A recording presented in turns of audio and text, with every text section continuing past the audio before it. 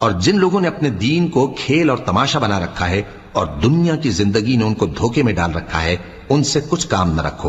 ہاں، اس قرآن کے ذریعے سے نصیحت کرتے رہو تاکہ قیامت کے دن کوئی اپنے اعمال کی سزا میں ہلاکت میں نہ ڈالا جائے۔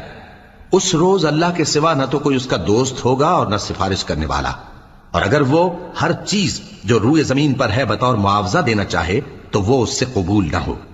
یہی لوگ ہیں کہ اپنے اعمال کے وبال میں ہلاکت میں ڈالے گئے، سو ان کے لیے پینے کو کھولتا ہوا پانی اور دکھ دینے والا عذاب ہے، اس لیے کہ کفر کرتے تھے۔ کہو، کیا ہم اللہ کے سوا ایسی چیز کو پکاریں جو نہ ہمارا بھلا کر سکے نہ برا؟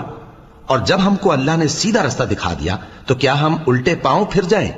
پھر تو ہماری ایسی مثال ہو جیسے کسی کو جنات نے جنگل میں بھلا دیا ہو اور وہ حیران ہو رہا ہو، اور اس کے کچھ رفیق ہوں جو اس کو رستے کی طرف بلائیں کہ ہمارے پاس چلا۔